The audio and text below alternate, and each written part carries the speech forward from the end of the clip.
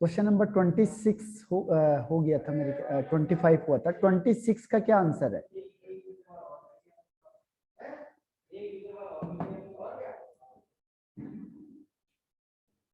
इसमें आपने कौन सा वो किया है?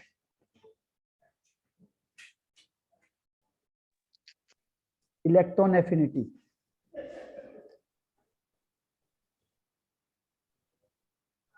इलेक्ट्रॉन एफिनिटी होती है द अमाउंट ऑफ या इलेक्ट्रॉन को अट्रैक्ट या एक्सेप्ट करने की टेंडेंसी, किसकी ज्यादा है किसकी कम है। हाँ, इसका मैंने ये वाला किया था, क्या नाम है, एक सेकंड देख रहा हूँ कॉपी।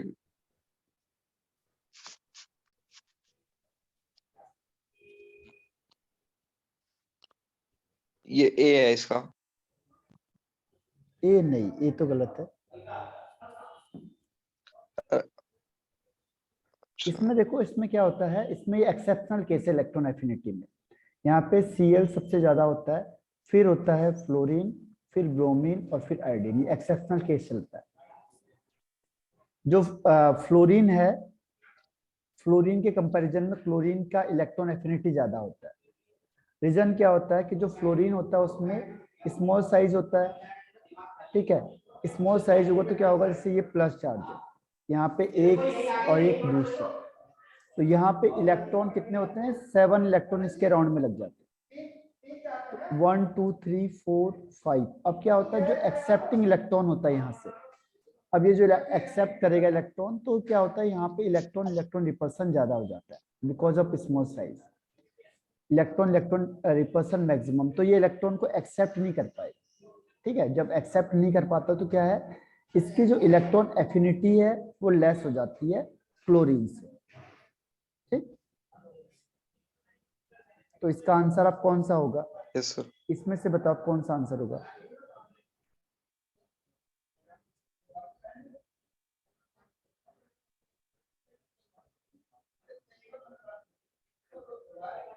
बी होगा। नहीं, बी भी गलत है।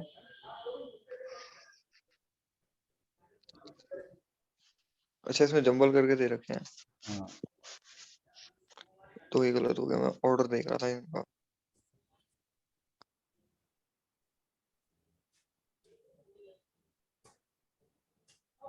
अब बताओ सी और डी में से कौन सा होगा? सी होगा, क्योंकि सी का हाईएस्ट है, इसमें दे भी रखा है कि एफ और बी आर से बड़ा सी है ये इसका। Cl ज्यादा है एफ और बी आर से, तो इस तरीके से सी हाँ। इसका आंसर हो जाएगा। अब क्वेश्चन नंबर 27 है, affinity H F. For hydrogen decreases in the group from fluorine to iodine. Which of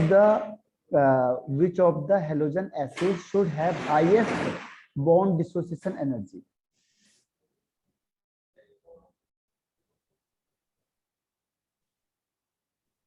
H F. H F 27 का F, हाँ सही है। क्योंकि जो छोटा साइज होगा, छोटा साइज होने की वजह से क्या होगा, स्मॉल साइज होता है, और स्मॉल साइज होने की वजह से क्या होगा, ये टाइटली बाउंड करके रखेगा एक दूसरे को, तो इसलिए इसको तोड़ने में ज्यादा एनर्जी लगेगी, इसीलिए एच एफ की जो बॉन्ड डिसोसिएशन एनर्जी सबसे हाईएस्ट होगी और एच आई की सबसे कम होगी। अब क्वेश्चन नंबर 28 बताओ, एसिडिटी का ऑर्डर बताना है। ये बी है। बी कैसे? Yes sir.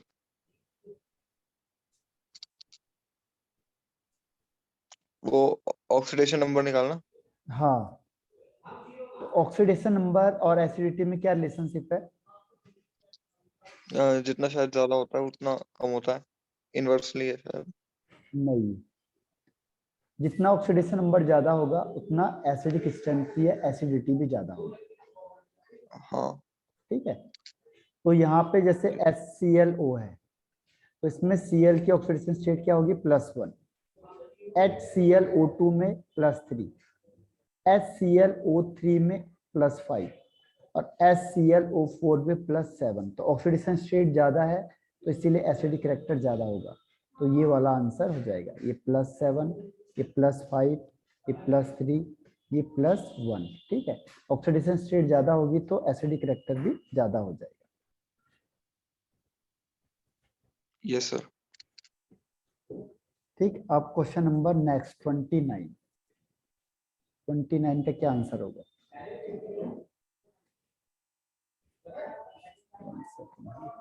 हाँ, कौन सा स्टेटमेंट है जो इसमें करेक्ट है? Which of the statement is correct? N2O is an anhydrous of nitric acid है, और दूसरा CO is an anhydride of formic acid. Third है Cl2O3 is an anhydride of phosphochlorous, और Cl2O7 is an anhydrous of perchloric acid. तो इसमें से आपको कौन सा आंसर लग रहा है? ए है। ए। देखो एनहाइड्रस सर। का मतलब क्या होता है? वाटर नहीं है। हाँ, तो जब वाटर मतलब उससे वाटर निकल गया, ठीक है। तो जैसे हाँ, मैंने वाटर कहा निकल कि गया। HNO3 है, नाइट्रिक एसिड HNO3, तो इससे अगर वाटर निकल जाएगा तो क्या होगा? H2O से रिमूव कर दो, H2O, तो यहाँ पे एक ही H है। चलो इसके 2 मॉलिक्यूल ले लो अब, ठीक है। अब इससे H2O निकाल दो, तो ये 2 H निकल गए बाहर और एक ऑक्सीजन निकलेगा बाहर, तो क्या बचेगा यहाँ पे? N2O5।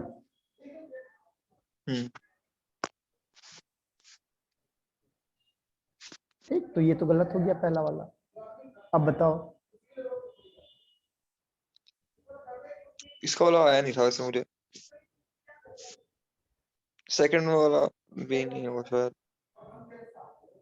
सेकंड वाले में है फॉर्मिक एसिड। देखो इसका आंसर है डी वाला, परक्लोरिक डी वाला। एसिड। हाँ, इसमें परक्लोरिक एसिड में क्या होगा? देखो, परक्लोरिक एसिड होता है आपके पास जैसे ये वाला परक्लोरिक एसिड है HClO4, और यहाँ पे भी HClO4, ठीक है, HClO4, ये परक्लोरिक एसिड। अब इसमें से H2O निकाल दो, तो 2 H तो निकल गए और एक ऑक्सीजन यहाँ से निकल जाएगा, तो कितना बचेगा? Cl के 2 हो गए, ऑक्सीजन कितना हो गया? 4 + 4 8 में से 1 गया 7, तो ये आंसर हो जाएगा।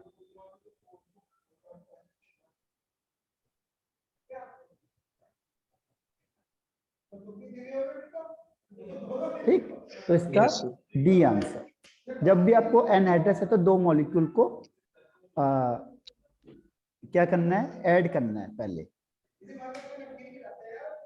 अब नेक्स्ट आते हैं क्वेश्चन। समझ में आ गया ये क्वेश्चन, ये आंसर 28? सर आपकी आवाज कट रही है। आवाज कट रही है मेरी? हाँ यस सर, थोड़ी थोड़ी कट रही थी बीच में। अच्छा, ये नेटवर्क प्रॉब्लम होगी शायद। अब ठीक है। अब ठीक है ना? अच्छा, समझ गया मैं, फिर तो समझ गया। अब आगे का बताओ। ये समझ में आया क्वेश्चन 29 वाला? यस सर, आ गया। अब क्वेश्चन नंबर आता है नेक्स्ट, कौन सा वाला? 20 30। हाँ, 30 वाला, क्वेश्चन नंबर 30 है। हाँ, ये HCl+O2, ये है CuCl2, ये बनाता है Cl2 एंड H2। तो इसमें वो कह रहा है कि the above reaction of chlorine prepared is of, ये कौन सी रिएक्शन है? ए है डेकोन्स प्रोसेस। हाँ, डेकोन्स प्रोसेस, ठीक है। और अब आता है 31 क्वेश्चन। ये इंपॉर्टेंट है, देखो ये 31 क्वेश्चन मैंने आपको पहले बताया होगा, ये क्वेश्चन काफी बार पूछा हुआ है मतलब बोर्ड में। इसमें से बताओ हाँ। कि ये है जो आपका ABCD क्या है? पहले AB क्या होगा और CD क्या होगा? इसमें ये वाला मैंने नहीं किया था।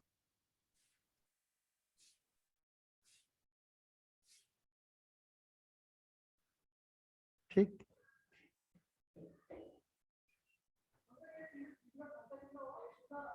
इसका आंसर है, देखो दोनों के केस में एक NaCl और NaCl दोनों में बनता है, ठीक है। हाँ।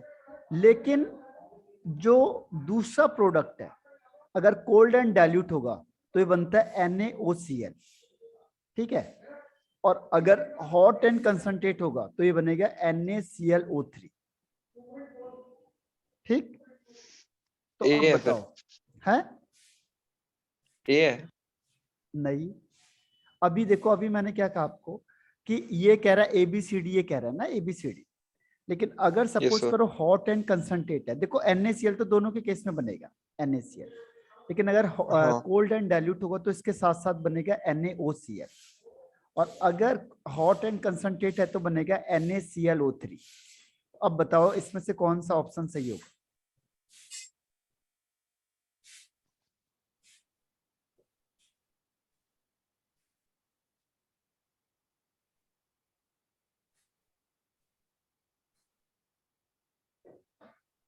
ये होगा क्या नाम है, सी वाला।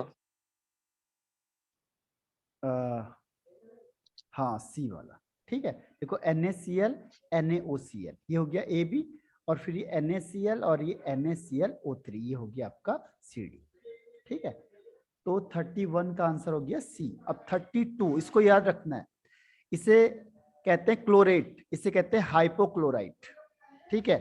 NaCl NaOCl को कहते हैं हाइपोक्लोराइट, हाइपो, सोडियम हाइपोक्लोराइट, और इसे कहते हैं क्लोरेट, क्लोरेट। तो कई बार वो नाम लिख के दे देता है, फॉर्मूला नहीं देता, ठीक है। सोडियम क्लोरेट और ये सोडियम हाइपोक्लोराइट। अब क्वेश्चन नंबर 32, इसमें बताओ कौन सा आंसर पे क्लिक करोगे आप?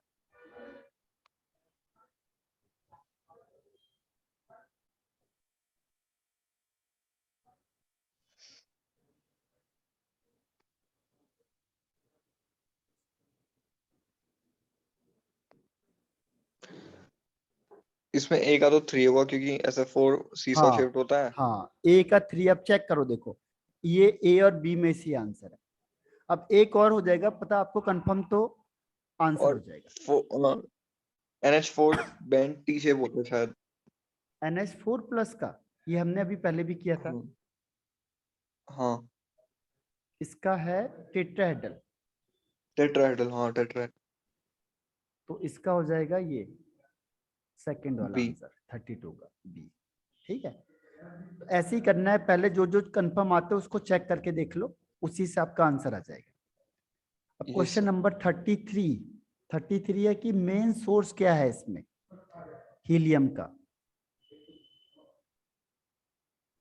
खैर ये तो इतना डीप आपके पास आएगा नहीं क्वेश्चन। जो हीलियम का मेन सोर्स है वो है आपका ये एयर है। मोनाजाइट से, नहीं ये वाला। अच्छा। ये रेयर गैस होती हैं क्योंकि ये मिलती नहीं है ना एटमॉस्फेयर में ज्यादा। हाँ what helium. Is the correct order of atomic radii of noble gases? तो इसमें कौन सा आंसर होगा?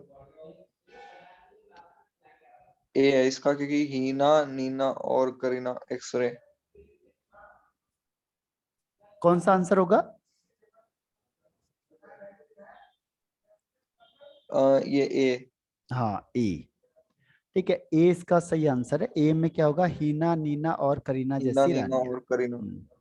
ठीक है। तो 34 का ए हो गया। अब आते 35। 35, the gas used in lamp which penetrates fog is.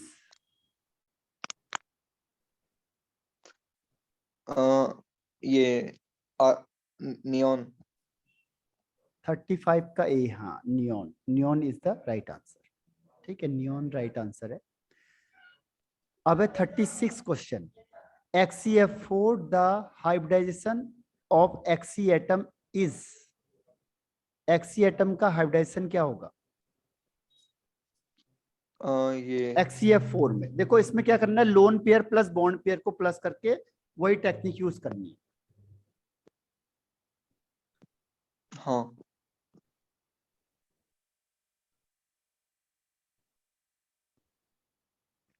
बताओ।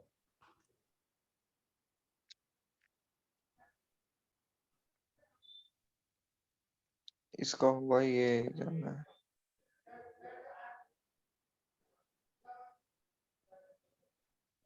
sp3d। देखो इसमें लोन पेयर बॉन्ड पेयर कितना आ रहा है ऐड करके। जिनॉन के लास्ट में कितने इलेक्ट्रॉन होते हैं? 8 इलेक्ट्रॉन, वैलेंस इलेक्ट्रॉन, ठीक है। और फ्लोरीन, 4 फ्लोरीन इसमें अटैच है, यानी 4 बॉन्ड पेयर हो गया। जितने एटम है उतने बॉन्ड पेयर हो जाते हैं। तो 8 - 4 यानी 2 लोन पेयर हो गए, यानी 4। 2 लोन पेयर। हाँ, तो 4 + 2 यानी 6 हो गया। अब किसका प्लस करके 6 आ रहा है? sp3d2। हाँ, sp3d2। तो ये याद रखना आपने 36, ठीक है। Yes sir. 36 का sp3d2। तो sp जब भी हाइब्रिडेशन आएगा तो इसमें क्या करना है? Lone pair plus bond pair. और अगर 2 आता है तो sp3 आता है तो sp2, 4 आता है तो sp3, 5 आता है तो sp3d, और 6 आता है तो sp3d2, 7 आता है तो sp3d3। तो इस तरीके से इसको कैटेगराइज करते हैं। क्वेश्चन नंबर आता है 37। In the preparation of compounds of xenon, Bartlett had taken O2 plus PtF6 minus as a base compound. This is because, किसकी वजह से होता है ऐसा?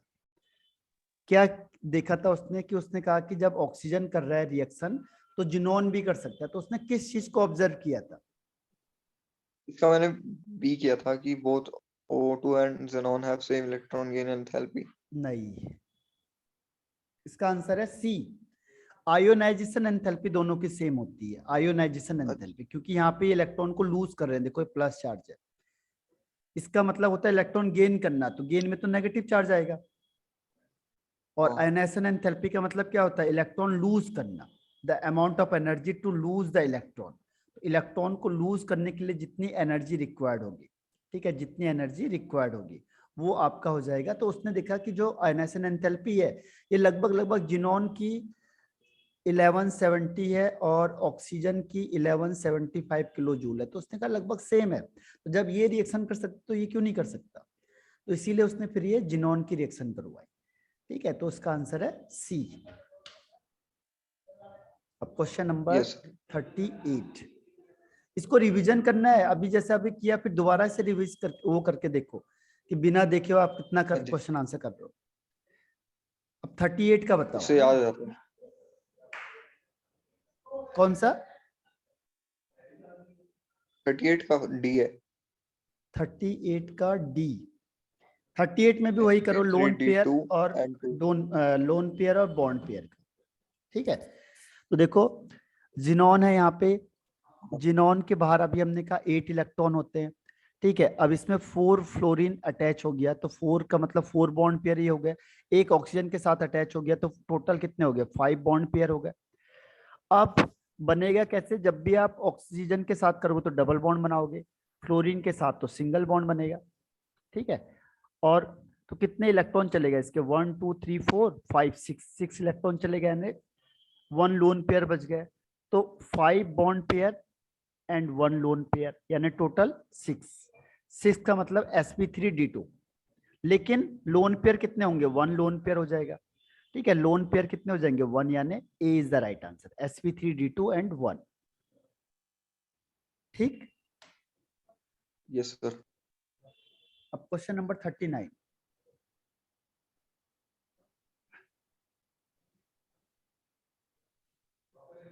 थर्टी नाइन का बताओ, क्या आपको क्या लग रहा है?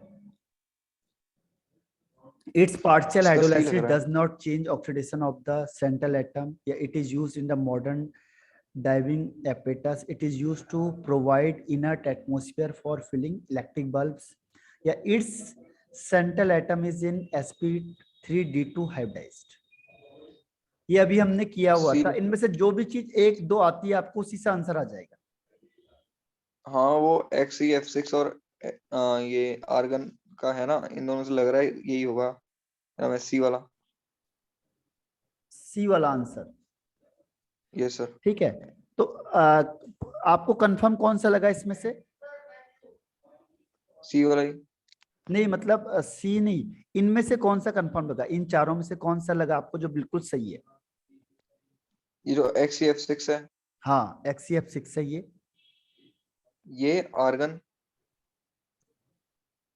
आर्गन, ये आर्गन किसके साथ मैच कर रहा है? ये क्या नाम है, ये थर्ड वाले के साथ कर रहा है ना, अच्छा, इलेक्ट्रिक थर्ड वाले बल्ब्स। के साथ कर रही है। हाँ, इलेक्ट्रिक बल्ब में आर्गन होता है, बिल्कुल सही है। और ये वाला एक्सी एफ नियॉन भी सिक्स होता है वैसे लाइट। हाँ और देखो ये ये, XCF, हाँ एक्सी, ये हाइब्रिडेशन कौन सा होगा? ये XCF4 का होगा ना। हाँ, एक्स या फोर का भी हमने निकाला था, ये दोनों फिक्स हो गए। तो सी का फोर देखो, सी का फोर में एक ही आंसर है, बस सी का फोर, बस एक आंसर हो गया। तो सी, अगर आपका एक भी कोई कंफर्म हो गया तो कई बार उसी से आंसर बन जाता है। ठीक है, इसका मतलब देखो ए का टू यानी कि पार्शियली हाइड्रोलाइज करके भी कोई चेंज नहीं होगा, तो ये वाला आंसर। सेकंड है बी का वन, ये सर। देखो ये स्कूबा डाइवर्स होते हैं, जो स्कूबा डाइवर्स होते हैं उसके लिए हीलियम यूज करते हैं हम इन प्लेस ऑफ नाइट्रोजन। ठीक है, सी का फोर और इसका हमने निकाल ही दिया था। अब क्वेश्चन नंबर आते हैं नाइट्रोजन 50। इसलिए यूज करते हैं कि वो जब डीप सी में जाते हैं तो उनके ब्लड के साथ बबल्स बना देती है शायद, हाँ, अब और बताओ बीमारी हो जाती है उनकी नाइट्रोजन, मसल्स में। हाँ ये कौन सी डिजीज होती है वो? डिजीज, फिट्स हाँ, या कुछ ऐसी था, मैं भूल गया नाम। वो डिजीज है आपका बेंट, बेंट, BENT। बेंट, हाँ, हाँ। बेंट, हाँ। तो उसमें क्या होता है, हार्ड पेन होता है, वो इतना डेंजरस होता है कि उससे बहुत ज्यादा हार्ड होता है। तो उसमें हम क्या कहते हैं, उसमें कौन सी गैस को यूज करते हैं जब आप सिलेंडर ले जाते हो, नाइट्रोजन को या हीलियम को? हीलियम को। क्यों? क्योंकि नाइट्रोजन जब डीप सी में जाते हैं तो प्रेशर की वजह से वो ब्लड में मिक्स हो जाती है, बबल्स बना देती है। हाँ, नाइट्रोजन होती है जो उसकी सॉल्युबिलिटी ब्लड के साथ ज्यादा होती है, जबकि हीलियम की कम होती है। तो यहाँ पे हाँ लगता है हेनरी लॉ। तो हेनरी कहता है कि प्रेशर जितना ज्यादा लगाओगे, अगर उसकी सॉल्युबिलिटी ज्यादा होगी तो। अब इसकी सॉल्युबिलिटी ज्यादा हाँ है तो प्रेशर भी ये ज्यादा लगाएगा। नाइट्रोजन की सॉल्युबिलिटी क्या है, ज्यादा है, तो ये प्रेशर भी ज्यादा लगाएगा बॉडी पे। हीलियम होता है, हीलियम की प्रेशर कम होता है तो सॉल्युबिलिटी कम होती है तो प्रेशर भी कम लगाएगा। तो जब आप डाउन में थे और ज्यादा सॉल्युबल है तो क्या है, प्रेशर है। अब जैसे आप ऊपर आओगे तो क्या होगा कि जो नाइट्रोजन गैस है वो निकलना स्टार्ट होगी, पहले तो ज्यादा सॉल्युबल हो गई यहाँ पे। अब जब आप ऊपर जाओगे तो क्या होगा, प्रेशर कम हो जाएगा। तो प्रेशर कम होगा तो हम्म, सॉल्युबिलिटी भी क्या होगी, कम हो जाएगी, तो नाइट्रोजन गैस कम हो निकलना गया। स्टार्ट होगी ब्लड से। तो ब्लड से बबल्स के फॉर्म में ऐसे निकलती है बाहर। ठीक है, और यहाँ पे ये हार्ड पेन है जो आपको बॉडी को होता है, इसकी वजह से, रिलीज हाँ, होने की वजह से। क्वेश्चन नंबर आ जाओ 40 पे। क्वेश्चन नंबर 40 बताओ, एसर्शन में N2 is less reactive than phosphorus. Assertion तो करेक्ट है, रीजन गलत है इसका, क्योंकि नाइट्रोजन का जो ट्रिपल बॉन्ड होता है वो ज्यादा स्ट्रांग होता है, हाँ, तो तो ये लेस रिएक्ट। स्टेटमेंट सही है। दूसरा, nitrogen has more electron gain enthalpy than phosphorus. ये फॉल्स है, सी तो होगा कौन सा इसका। आंसर होगा? हाँ, सी। अब इसको ऐसे याद रखना ABCD के टर्म्स में, ठीक है। अगर एसेसन राइट, रीजन रॉन्ग, तो सी आंसर। अब question number 41, from arsenic to bismuth there is only a small increase in covalent radius, और रीजन कह रहा है D and F block are completely filled in heavier elements।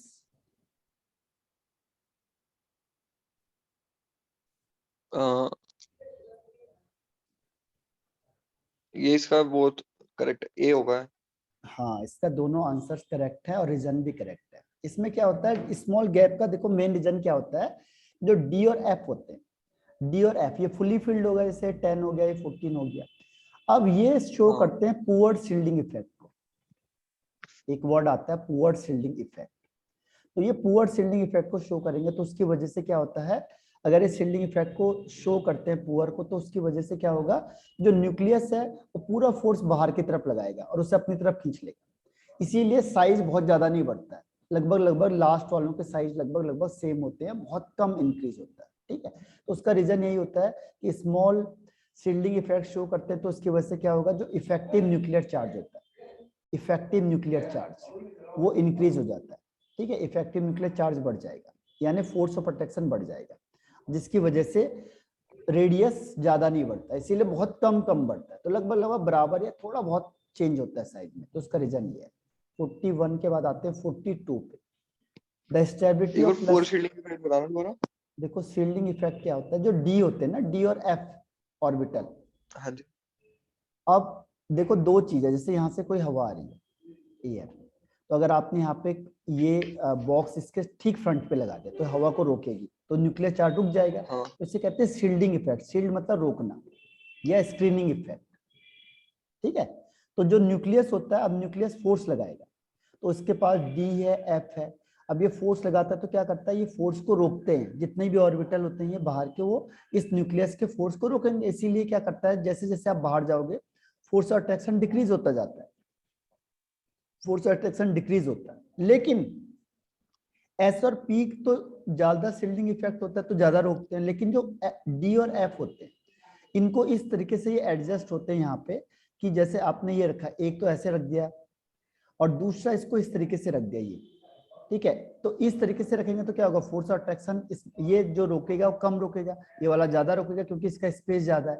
तो आपने क्या कर दिया, उसको टर्न कर दिया, और टर्न करने की वजह से क्या होगा, स्पेस जो फोर्स ऑफ अट्रैक्शन है वो कम हो जाएगा। ये ऐसे है देखो कि मेन क्या इसमें वो अरेंजमेंट, ऑर्बिटल का अरेंजमेंट यस कैसे है। सर। ठीक है, तो ऑर्बिटल का अरेंजमेंट कैसा होता है, जो डी और एफ का होता है वो सही नहीं होता, और इसकी वजह से क्या होता है कि वो न्यूक्लियस के फोर्स को रोक नहीं पाते, और जब न्यूक्लियस के फोर्स को रोक नहीं पाएंगे तो न्यूक्लियस फोर्स कहाँ पे लगाएगा, आउटर मोस्ट सेल पे पूरा फोर्स लगाएगा, और उसकी वजह से क्या होगा कि फोर्स ऑफ अट्रैक्शन कम हो जाएगा, तो सारी फोर्स ऑफ अट्रैक्शन बाहर ज्यादा हो जाएगा और साइज बहुत कम चेंज होगा। इसीलिए जो लास्ट वाले ऑर्बिटल होते हैं जैसे 5, 6, 7 पीरियड वाले, उनका साइज में बहुत ज्यादा डिफरेंस नहीं होता, तो उसका रीजन यही होता है, जो डी और एफ ऑर्बिटल होते हैं वो शो करते हैं पुअर शील्डिंग इफेक्ट। ये समझ में आया। Yes sir. अब क्वेश्चन नंबर आते हैं नेक्स्ट पे 42। क्वेश्चन नंबर 42 है, stability of +5 oxidation state decreases that is +3 और इंक्रीजेस डाउन द ग्रुप। +3 तो इंक्रीज हो रहा है और +5 डिक्रीज हो रहा है। ठीक है, रीजन कह रहा है inert pair effect is assertion more. तो करेक्ट है। हाँ, कौन सा आंसर होगा ABCD में से। ए होगा। हाँ, ए इज द राइट आंसर। ठीक है, ए राइट है, क्योंकि जो +5 ऑक्सीडेशन स्टेट है वो टॉप टू बॉटम डिक्रीज होती जाएगी, और जो +3 है वो टॉप टू बॉटम इंक्रीज होती जाएगी, ये डिक्रीज होगी इंक्रीज होगी। तो दोनों का रीजन क्या है, inert pair effect. Inert pair effect का भी वही रीजन है। देखो इनर्ट पेयर इफेक्ट किसकी वजह से होता है, कि जो डी और एफ होते हैं, डी एंड एफ, वो शो करते हैं पुअर शील्डिंग इफेक्ट को। ठीक है, अब क्या करता है, ये तो सपोर्ट कर ही नहीं रहे, जो न्यूक्लियस है वो पूरा फोर्स कहाँ लगाएगा, आउटर मोस्ट सेल में लगाएगा। न्यूक्लियस पूरा फोर्स कहाँ लगाएगा, आउटर मोस्ट सेल में लगा देगा, और जब आउटर मोस्ट सेल में लगाएगा तो क्या होगा कि जो S outer most S orbital होते हैं, ये एस ऑर्बिटल पे ही काम करता है बस। एस ऑर्बिटल में 2 इलेक्ट्रॉन होते हैं, ये इसको क्या करता है, टाइटली होल्ड करके रखता है, टाइटली होल्ड करके रख लेता है। तो जब टाइटली होल्ड करेगा, इसको जाने नहीं देगा, तो इस आउटर मोस्ट एस इलेक्ट्रॉन को इसने क्या कर दिया, इनर्ट कर दिया। इनर्ट मींस अनरिएक्टिव कर दिया। ठीक है, तो इसका भी मेन रीजन यही है, जो डी और एफ होते हैं ये क्या करते हैं, पुअर शील्डिंग इफेक्ट शो करते हैं, पुअर शील्डिंग इफेक्ट शो करेंगे, इसकी वजह से ये इनर्ट हो जाता है, और इनर्ट हो जाता है तो ये +2 तो सपोर्ट करेगा नहीं, इसीलिए +3 ज्यादा शो करेगा। ठीक है, तो inert pair effect main answer है इसमें। अब क्वेश्चन नंबर आते हैं 43 पे। क्वेश्चन नंबर 43 है इसमें कि NH3 मेक्स आयरन पैसिव। जैसे NH3 होता है वो आयरन को पैसिव कर देगा, और NH3 HNO3। फॉर्म, हाँ HNO3 मेक्स आयरन पैसिव, और HNO3 forms a protective layer of ferric nitrate on surface of iron. तो इसका कौन सा आंसर ये होना। इसका असर्शन तो करेक्ट है क्योंकि वो कोरोसिव लेयर बना देता है, हाँ, लेकिन रीजन शायद इनकरेक्ट है। रीजन का आंसर क्या हो सकता है, प्रोटेक्टिव लेयर रेस्ट की बनाता है ना वो बनाता है ऑक्साइड की, ऑक्साइड अपने ऑक्साइड ऑक्साइड की। की, हाँ ऑक्साइड का बना लेता है। ठीक है, ये फेरिक नाइट्रेट का नहीं बनाता, बल्कि किसका बना लेता है, ऑक्साइड का। इसीलिए जैसे आयरन होता है, आयरन क्या करता है, अपने ऑक्साइड का प्रोटेक्टिव लेयर बना लेता है, इसीलिए वो अनरिएक्टिव हो जाता है। नहीं तो आयरन तो रिएक्ट, सॉरी हाँ एल्युमिनियम, एल्युमिनियम तो रिएक्टिव था, जैसे उसके यूटेंसिल हम यूज करते हैं, लेकिन वो क्या करता है, जैसे एयर के कांटेक्ट में आता है अपने ऑक्साइड की एक प्रोटेक्टिव लेयर बना लेता है, इसीलिए हम उसे यूटेंसिल में यूज करते हैं। तो ऐसी सेम केस इसके साथ भी है, ये HNO3 के साथ जब रिएक्शन करेगा तो ये ऑक्साइड की एक लेयर बना लेता है अपने ऊपर, सरफेस ऑफ आयरन में उसके ऑक्साइड की लेयर बन जाती है, इसीलिए ये क्या हो जाता है, पैसिव हो जाता है। तो ये स्टेटमेंट रॉन्ग है और ये राइट है, तो इसे कहेंगे सी आंसर। ठीक है, तो 43 का आंसर हो जाएगा सी। ठीक है, यस सर। अब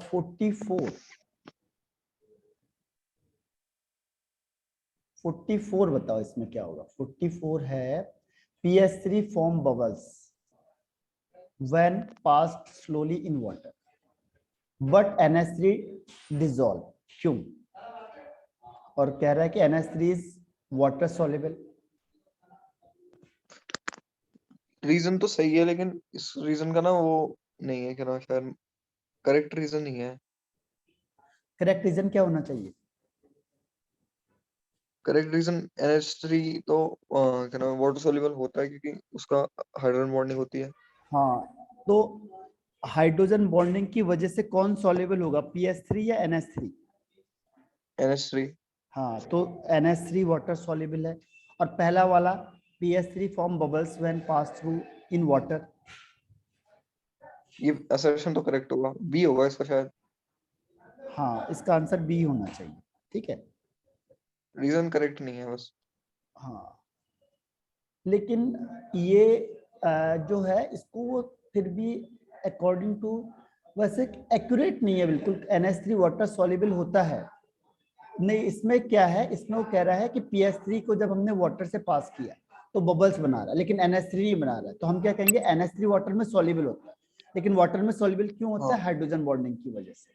लेकिन अभी यहाँ पे हाँ। पॉइंट क्या है कि ये वाटर में बबल्स क्यों नहीं बना रहा है। जो PS3 को अच्छा। पास आउट करोगे तो वाटर में बबल्स बन रहे हैं, लेकिन अगर मैंने NH3 को पास आउट किया तो बबल्स नहीं बन रहे, क्यों? तो हम क्या बोलेंगे कि NH3 क्या क्योंकि है, वाटर के साथ सॉल्युबल है, जबकि हाँ PS3 वाटर के साथ सॉल्युबल नहीं है, नहीं है, है ना। तो इसीलिए इसका ए तो आंसर। इसमें यही होगा। हाँ, ए कर, ठीक है, ए आंसर। इसके बेस पे रीजन करेक्ट है। अगर वो पूछता कि वाटर में सॉल्युबल क्यों है, तब है बिकॉज ऑफ हाइड्रोजन बॉन्डिंग। ठीक है, बिकॉज ऑफ हाँ। Hydrogen bonding. अब क्वेश्चन नंबर आता यस है sir. 45। In group 15 element their pentahalide are more covalent than trihalide. Reason है ऑल द, ये नहीं आया था, ये ये नहीं आया था। देखो 15 element their pentahalide are more covalent. देखो कोवेलेंट कैरेक्टर को कौन बताता है, कोवेलेंट कैरेक्टर को बताता है Fajans rule. Fajans rule, Fajans rule कहता है कि जितना ज्यादा चार्ज होगा,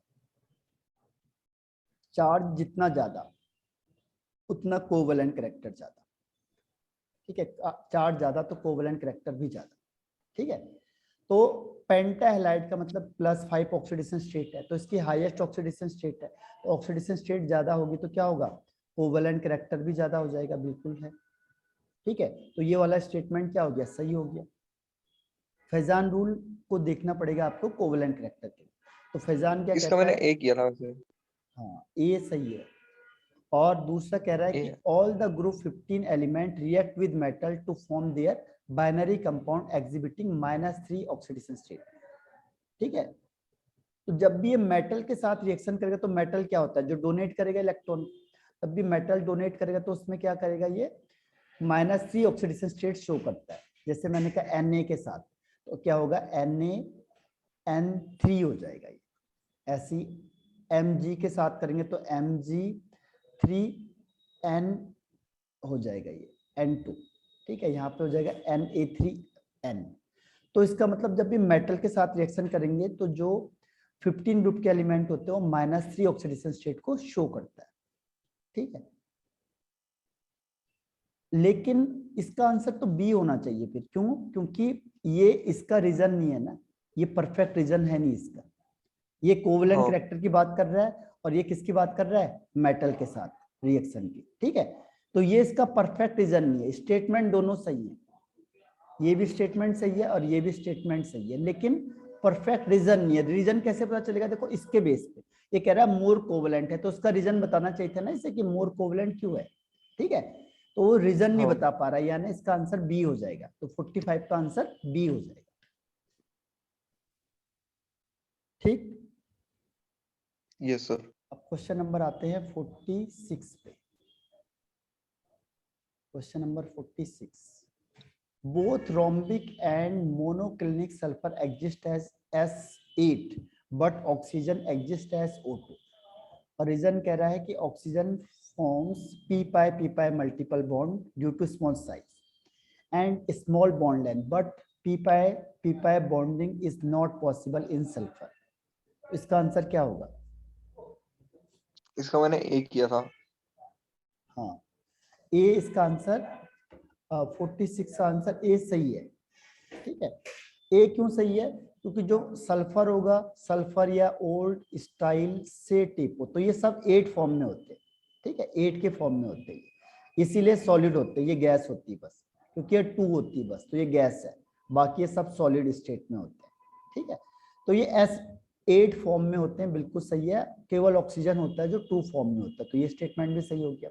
रीजन क्या है? देखो इसका बड़ा साइज होता है, इसका छोटा साइज होगा, तो स्मॉल साइज की वजह से क्या करता है, जो ऑक्सीजन होता है वो पी पाई मल्टीपल बॉन्ड बनाता है, जबकि सल्फर क्या करता है, सल्फर बनाता है पी पाई डी पाई बॉन्ड। ठीक है, तो इसमें पी पाई क्यों नहीं बनता है? स्मॉल साइज की वजह से। ये लार्ज साइज होता है, इसीलिए पी पाई बॉन्डिंग नहीं कर पाता। तो ये वाला स्टेटमेंट भी इसका सही है, इसी वजह से ये क्या है, मल्टीपल बॉन्ड नहीं बना पा रहा। ठीक है, तो A is the right answer. Yes sir. अब क्वेश्चन नंबर 47 बताओ। Oxygen has a covalency of 4 और रीजन है इसका D orbital are absent in oxygen. इसका भी यही किया था मैंने। हाँ, ये सही है। देखो इसके पास लास्ट में क्योंकि डी 4 ऑर्बिटल ऑर्बिटल होते नहीं होता है। इसमें। हाँ, तो इसीलिए इसकी कोवेलेंसी 4 होती है और इसमें एब्सेंस होता है डी ऑर्बिटल का, इसीलिए ये जो अपनी कोवेलेंसी उससे एक्सटेंड नहीं कर पाता। ठीक है, तो 47 आपको रिज्वाइन करना है फिर से सेम आईडी पे। ठीक, यस सर। रिज्वाइन करो सेम आईडी। 48 करना ना। हाँ,